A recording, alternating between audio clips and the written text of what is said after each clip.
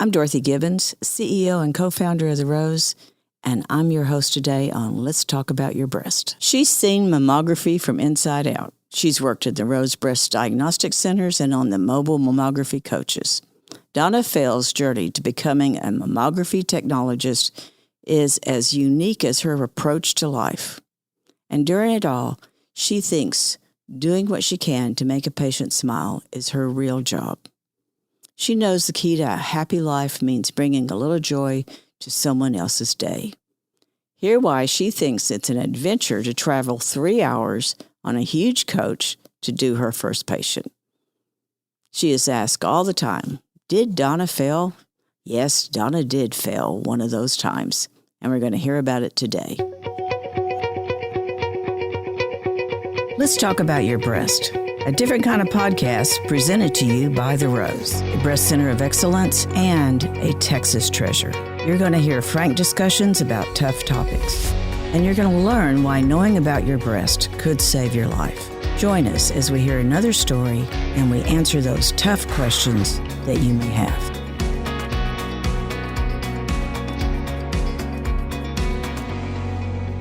Well, today we have with us Donna Fehl, who has been with The Rose since 2010, right? Mm-hmm. And I can't imagine any job here in mammography that you haven't done.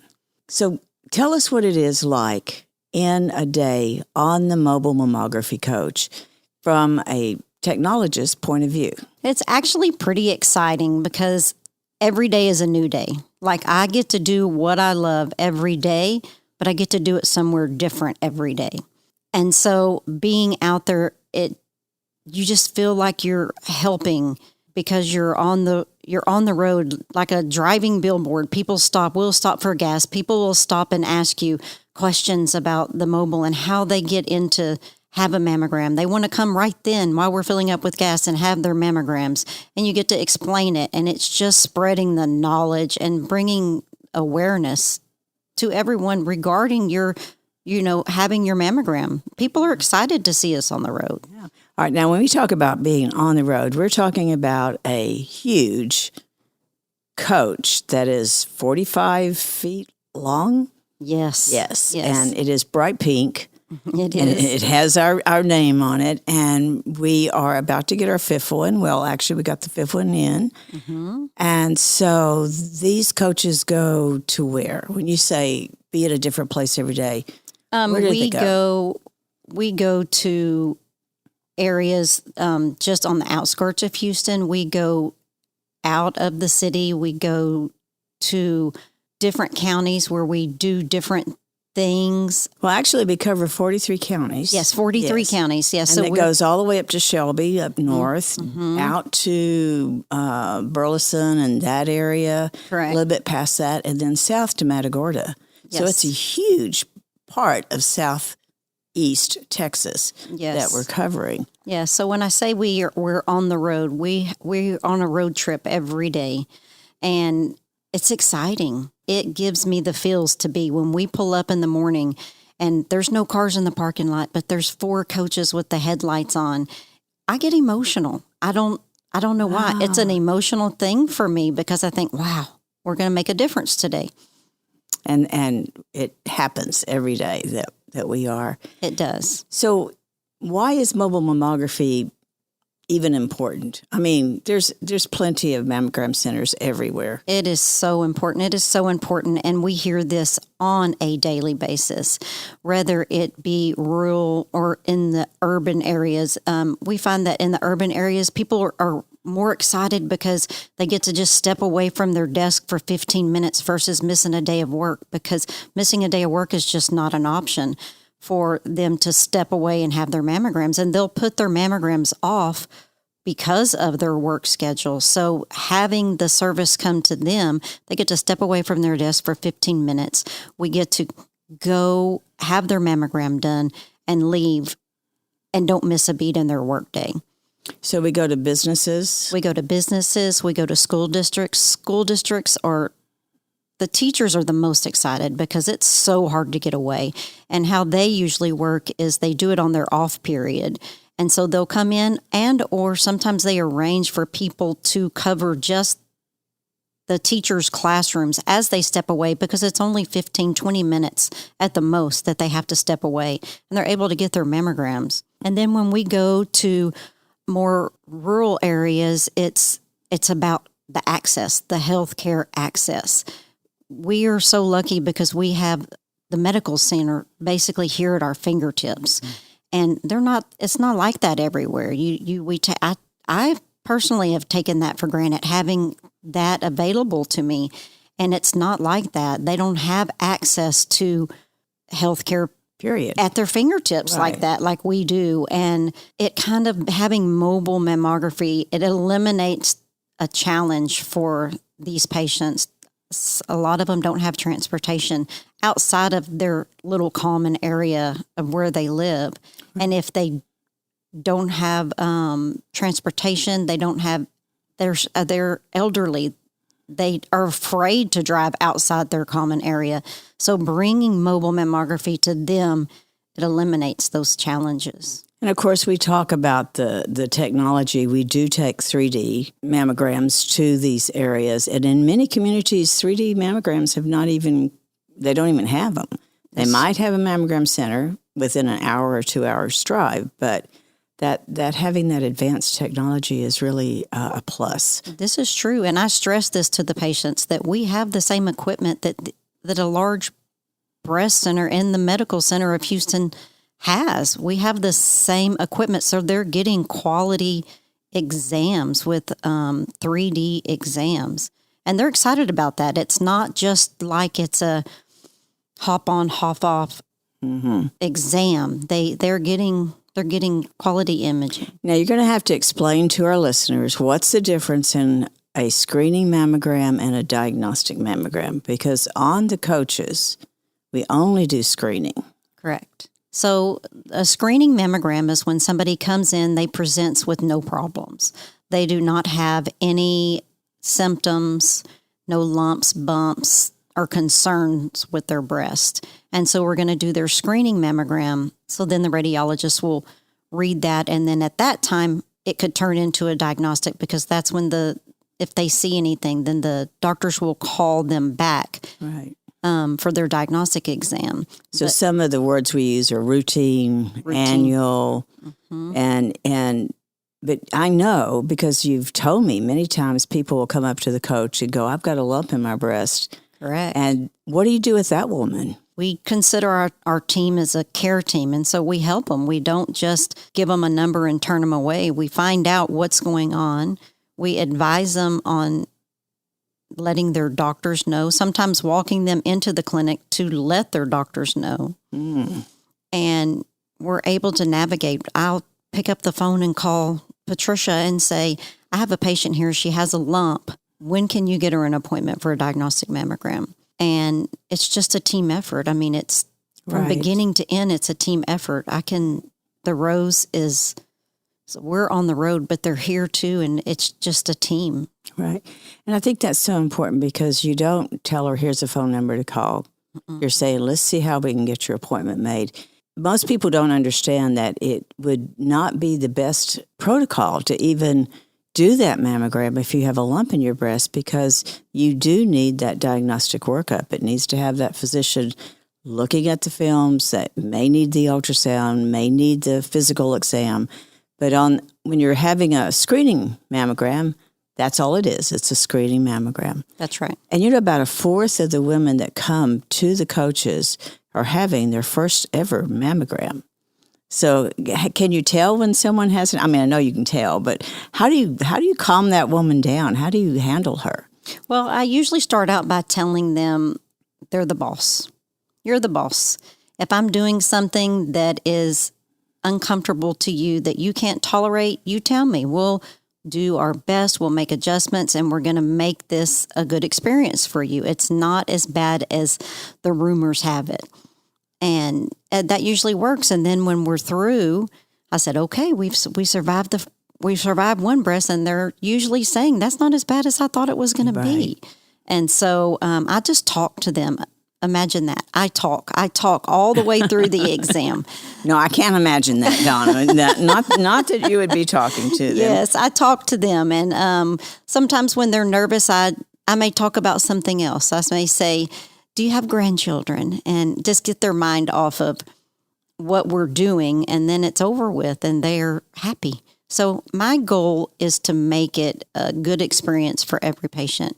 Not every patient comes in happy and excited that they're going to have their mammogram done. So we have to put on quite a few hats. In the field of mobile mammography, we have to wear quite a few hats. We have things that we have to get when we get out there. We troubleshoot. We have to troubleshoot to make things work because everything's mobile.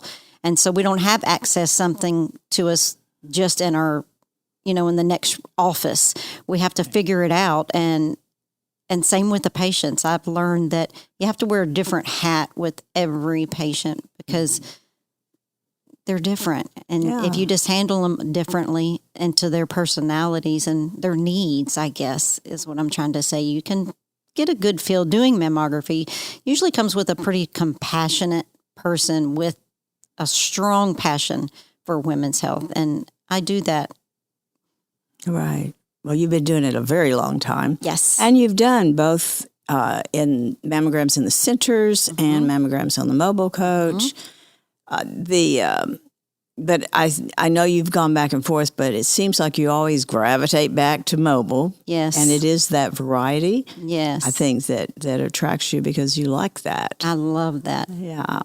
So how would you explain, when we talk about a day in the life of mobile, you're up at 4, 5, 6 o'clock. Correct. On the road, can be an hour to 3. Up to 3 hours sometimes. Yes. And then how long does it take for you to set up?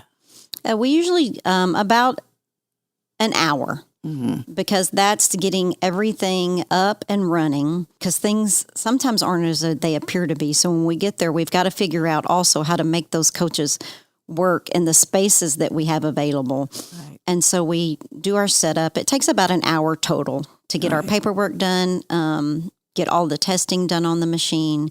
And that's important. Most people don't realize that every mammo machine has to be tested every morning before it's used. Yes. Some patients think they walk up, they knock. We walk up, we haven't even put the stairs out yet, and they're knocking. They're ready. They're ready. Yeah. And we have to explain to them that it's a process.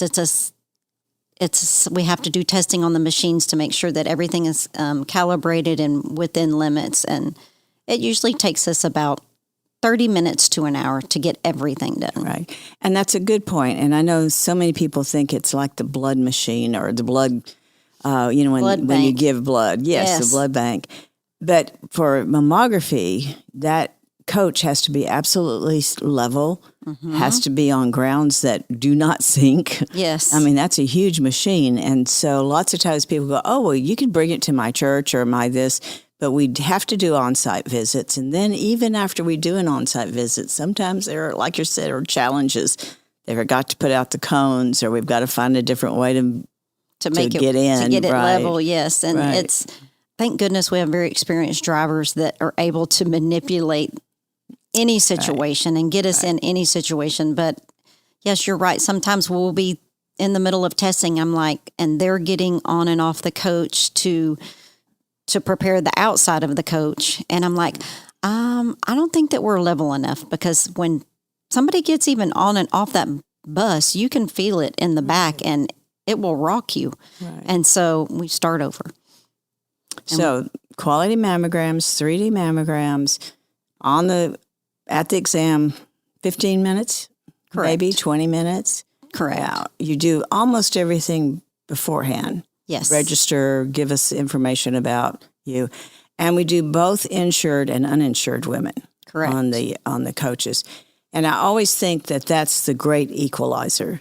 Anyone that comes on the coach, they're, have nothing else going on in their breast. And anyone that we diagnose from that original coach exam is like a 2B, nothing above a 2B. And that may not mean a lot to our listeners, but stages are very important in early detection.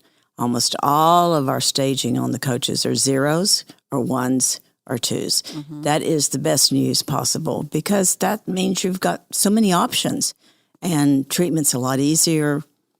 Yes. All of the things that go along with breast cancer. Now, We hope we don't find anything. And that's the point of it, though.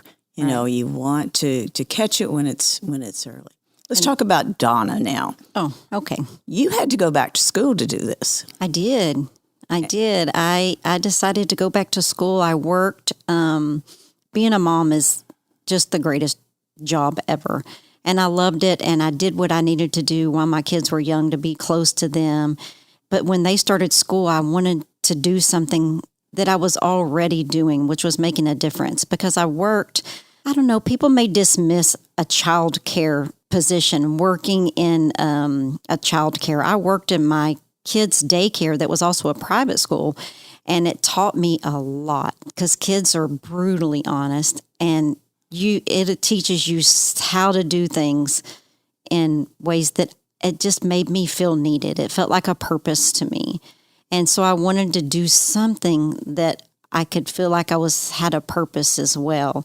Turning a kid's day around, I wanted the interaction of that. I didn't want an office job. So I started the mammography, actually the x-ray program, because we had to do the x-ray program first. And yes. And so after graduation from that, I had a huge opportunity and a door open for me that led me straight to mammography, which I was already interested in because when we did our clinical rotations, we were at Bayshore Hospital, and Dr. Malillo would invite all of the x-ray students to come to her Tuesday tumor boards. Mm-hmm. And so that made it interesting because in the tumor boards, they would show the pathology and the imaging and the everything behind it. And so it really makes you curious. I've been curious all my life. I'm curious about something. You lay something in front of me, I want to figure it out.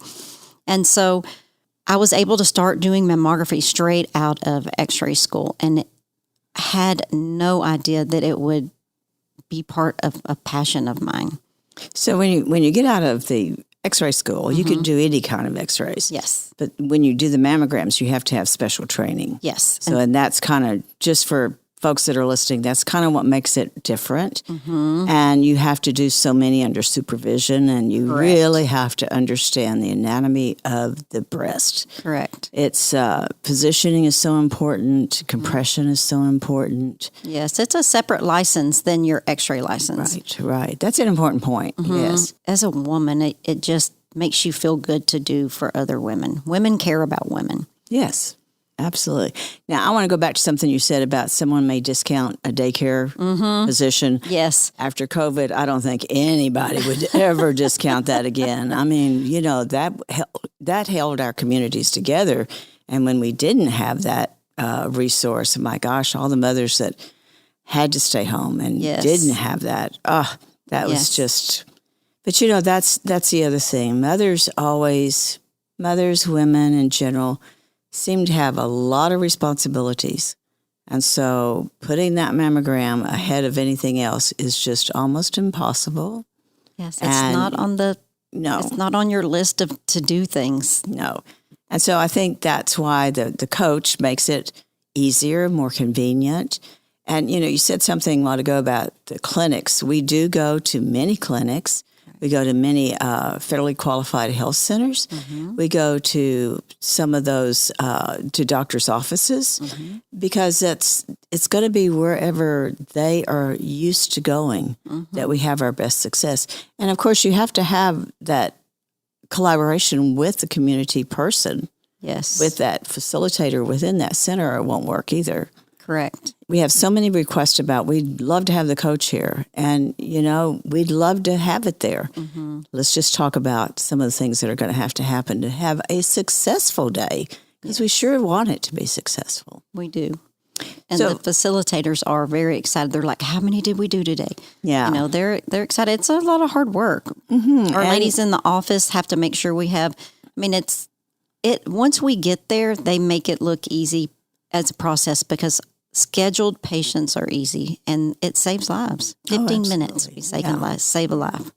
And you go through a little bit about being sure they know to check themselves. Correct. And I love the way that our techs actually talk to the women about what's going on in their life. Mm-hmm. Because many times there's other things that are happening that have nothing to do with that mammogram, but have made them anxious and And it's always nice to have someone that actually says, are you okay? Does it feel right? Correct. I love that you let the woman, or you encourage the woman to be the boss. Yes. All right, tell me the story of being hired at the Rose. So the beginning of the Rose was good. So in 2010, I interviewed for a full-time position on the mobile team. And I never knew that they would offer me a position. I went in for an interview on Wednesday and would hear from them as soon as Friday. So my name is Donna and my last name is Fehl. So I get that a lot. Donna, did you fall? Yes. Yeah. Donna Fehl. Yes, she did. Then that's what I had to tell Amy Rigsby when she called to offer me the position. She said, Donna Fehl? And I said, as a matter of fact, I did. I fell yesterday and broke my hand in 12 places. Oh, no. We need our hands to do mammography. She's like, that's okay. Your start date will be 6 to 8 weeks whenever your healing is done and the doctors released you. And I was flabbergasted that not only it was an immediate position that they were trying to fill. And so at that point, I felt like the Rose chose me. And they waited, and I started 6 to 8 weeks later. And been here ever since. And been there ever since.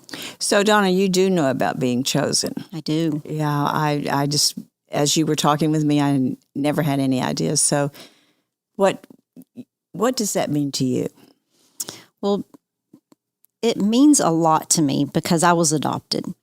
As an infant, I was adopted, and I just grew up knowing that I was adopted. But being adopted, I felt chosen from day one.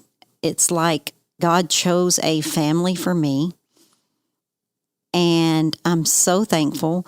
And then in many other aspects, I felt chosen with that. But because I'm here and I'm talking about the Rose, I felt chosen at the Rose because I thought this is the place for me because of the mission that the Rose has and the strong family part of the mission at the Rose.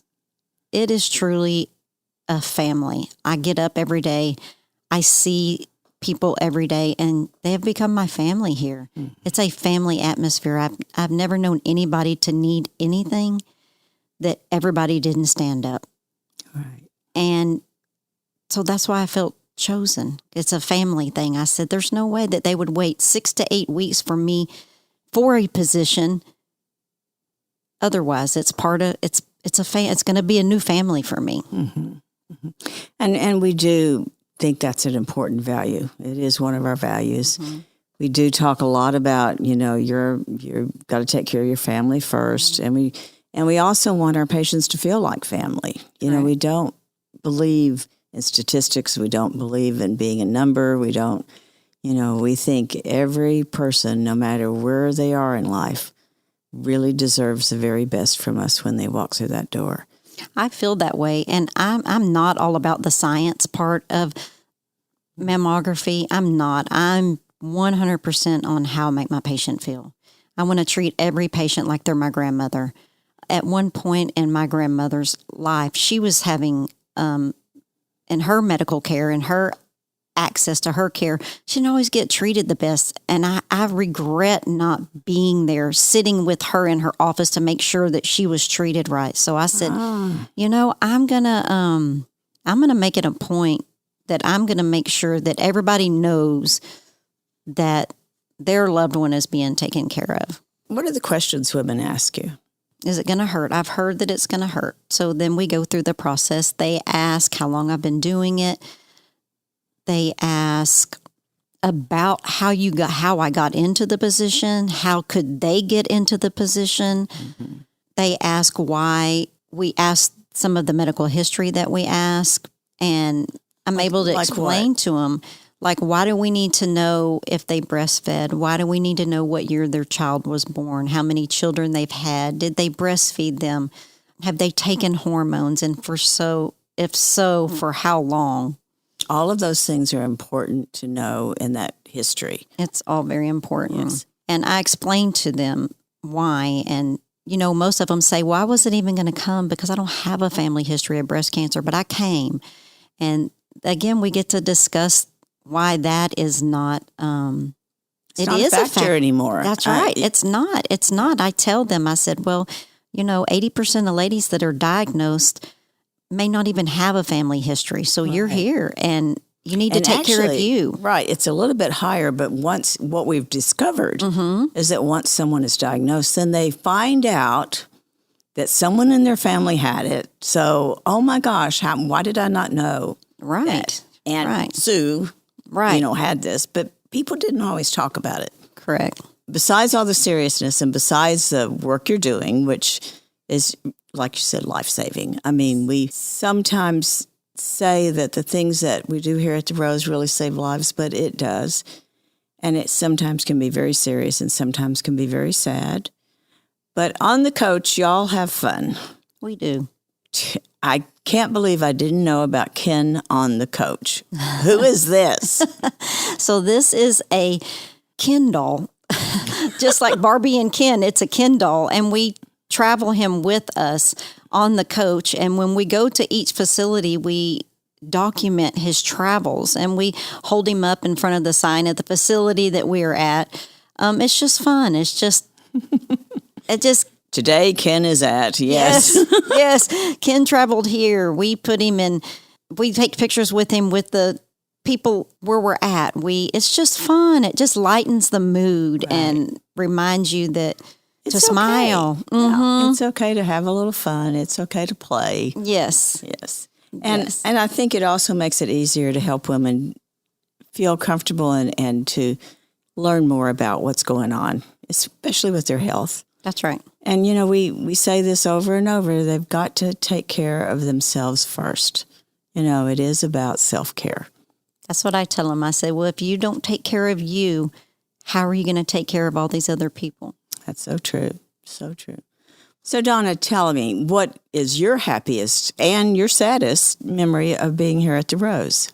I have to tell you that the happiest, it's not a moment, it's a moment, is seeing the village that it takes to run the Rose. I mean, it takes a village. It's not just the employees here. We have so many volunteers that have their hearts in this. The annual shrimp boil.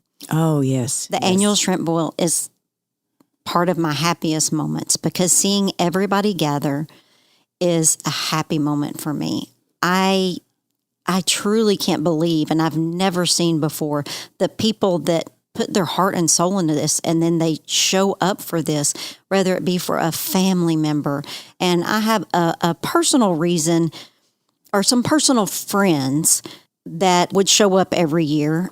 And now I always look forward to that because I always took their picture every year at the Rose. And it was a happy moment. It was always a happy moment. They're like, where's Donna? We need our annual picture. And so I would show up and they were like, oh, thank God, our annual picture. And the amount, just trying to think of the word, the amount of volunteer that they did for the Rose just put meaning behind what the Rose was about for me. But on the contrary, it also happened to be one of the saddest memories of mine at the Rose.